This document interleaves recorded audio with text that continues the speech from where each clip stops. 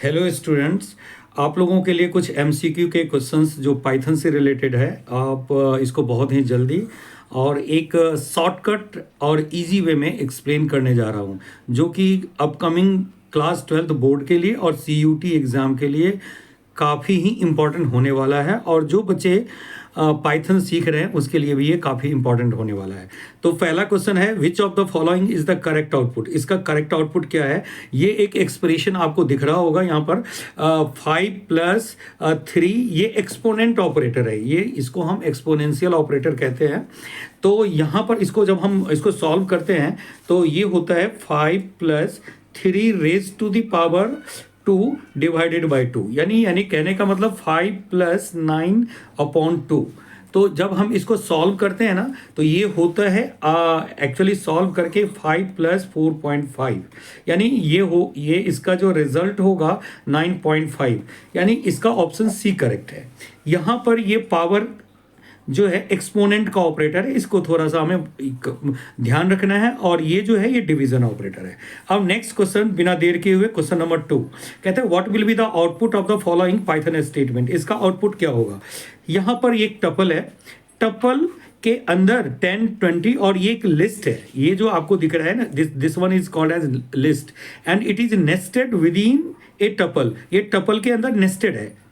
Okay तो यहां पर हम इंडेक्सिंग करते हैं 0, 1 और ये हो गया 2। अब इसके अंदर भी सब पार्ट होगा 0, 1, 2 और ये 3, 4, यानी 2, 0, 2, 1, 2, 2। अब यहां पर T21 is equal to 100, T21 तो यानी ये 40 को हम रिप्लेस करके इसको हम 100 लिखना चाह रहे हैं, तो ये 100 हो गया। तो इसका आउटपुट क्या होगा? तो 10, 20, 100, तो ये ऑप्शन गलत है। 10, 20, 30, 100, 50, 60, 70, तो this is the correct option. ये ऑप्शन बिल्कुल सही है। ठीक है, नेक्स्ट क्वेश्चन नंबर 3 है, which of the following is not a tuple. Tuple, ये इसमें टपल कौन सा है? तो which of the following is not a tuple, तो ये एक टपल है। 1, 2, 3 ये भी एक टपल है, यानी ये भी एक टपल है, ये भी एक टपल है और ये एक सिंगल एलिमेंट टपल है। और डी जो है, D option it is A correct option because it is a not a tuple.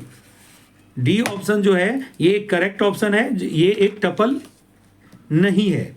देखो जैसे हम लिखते हैं बेटे x is equal to 1, it means this is equivalent to x is equal to 1।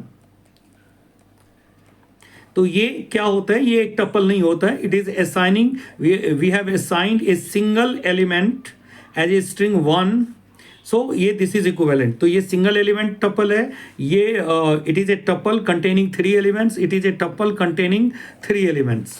Next question is identify the output of the following Python statement.